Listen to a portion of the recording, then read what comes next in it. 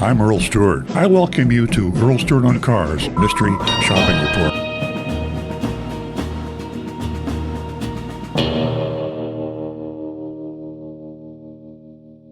I'm the read this mystery shopping report of Napleton Jeep. And the first person is if I were Agent Lightning, the actual mystery shopper. I arrived around lunchtime and walked around the lot looking at the Jeep Wranglers before heading inside. No one approached me, so I went to the front desk. A young lady greeted me with a smile, welcomed me. I said, I'd like to talk to someone for more information on the Jeep 4XEs. She immediately picked up her phone and paged for any available salesperson to come to the front. A few minutes later, a salesman came over, extended his hand, introduced himself as Joe. I showed him the Jeep I'd been looking at online and mentioned that I saw it discounted. He stopped me right away and said, I want to explain that the online pricing shows every available rebate combined. Now, this is unusual. I'll just give you a look that they would say that. You might not qualify for all of them. Are you still interested? Now, I digress a bit from the actual reading of the report, but the thought occurred to me that somehow word may have trickled down to the sales forces that Napleton had been fined by the Florida Attorney General, about the only dealership that's ever been fined, I think, by the Attorney General. And in some other states, Napleton is so bad in the way he treats his customers around the country that if you see a dealer that's being actually reprimanded by a government agency, it's probably Napleton. I mean, that's how bad he is. Back to reading the report, I replied, yes, I'd like to see the pricing. He asked, would you like me to get the keys? Yes, I said. Joe returned a few minutes later and asked me to follow him to the Wrangler. He mentioned that there were boxes in the back and wasn't sure if they were for this particular Jeep or if they were just big stored there. He offered to remove them if I wanted to see the back seats, but I told him I already knew what they looked like.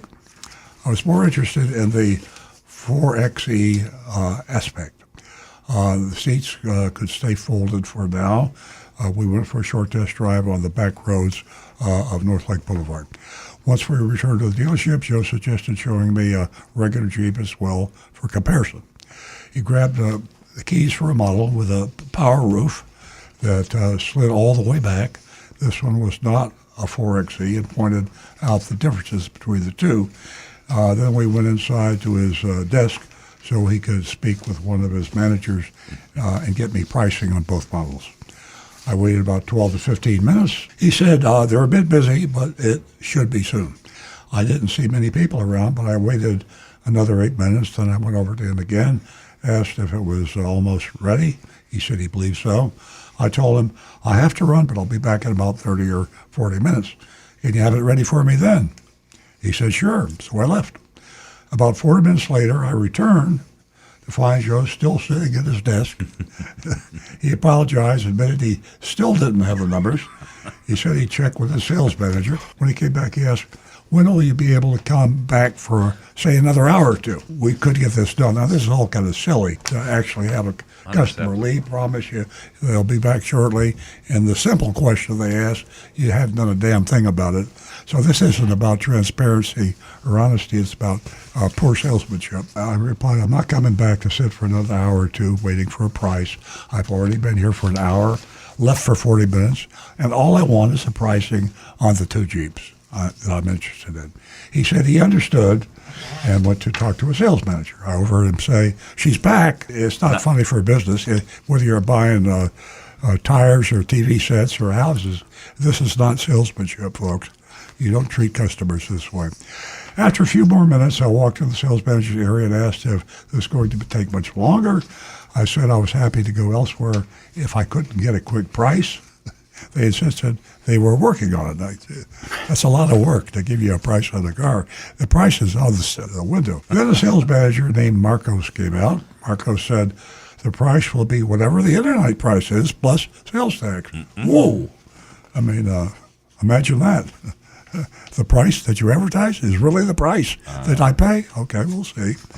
I stopped him and said, your salesperson told me the internet price may vary, and it could be anywhere between the internet price and MSRP, depending on which discounts I qualify for. Okay. Marcos then told me he'd only been here for 4 months in the sales manager's position, but as far as he knew, the price was the internet price plus sales tax. The dealer fee, okay, here we go, and a new place. Sounds like this guy, this new manager, Marcos, thought the dealer fee was a government fee. He might. A legitimate fee. And that's the most charitable way of looking at this. Yeah. Yeah. And he, he added that he would talk to a sales associate. He then asked if I knew the difference between the two Jeeps. I replied, yes. One is a 4XE and the other is a regular. Do you know the difference in the doors? I said, what do you mean? Come with me. Let me show you. By the way, real quick, that sounds innocuous right now. What he's doing, this is in sales technique. This is called slowing down the customer, getting the focus off the price and back on the product. Yeah, slow him down. Don't let him leave. Yeah. So we walked back out to the Jeep so we could point out the boxes in the back. I already knew about them. I said, so these are the half doors Joe wasn't sure about. Marcos confirmed, yes. I was a bit annoyed at that point. Said, so there's no real difference in the doors other than the 4XE comes with an extra set of half doors, which I was already interested in. Marcos asked for my phone number to text over the pricing sheets. I asked him to email them to me instead, since I need to print them out and look them over. He agreed and said he'd do a full breakdown and understood that I was in a hurry, and I left. Eventually, I received an email attachment that just included some handwritten numbers at the bottom, no full breakdown.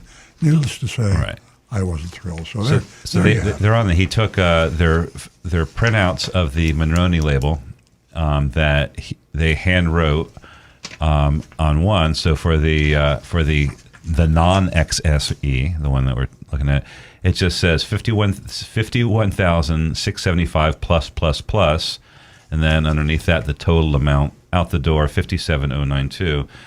And without getting into the details, it's pretty easy to see that clearly they have about $1,000 dealer fee in there, and they have some other ones in there because sales tax on $51,000 is around $3,000.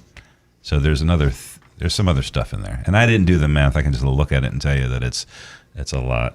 And then the other one was the same thing, was it for the XSE one, and that was 54,000 plus. $6,000 later, you're out the door at $60,046. So that's the shop. It was a lazy sale right there. What you guys were doing, and it was bad for the customer. And then you throw in all your other junk. You get a D from me. I'm gonna say a D minus. Oh, I give him an F. It's a Napleton store. I have to give it a C minus. This is not considered an atrociously bad report when you consider the competition and other car dealers, especially South Florida. It almost makes me want to take out my mugshot of Napleton. That's probably hitting below the belt, but he was arrested and booked for DUI.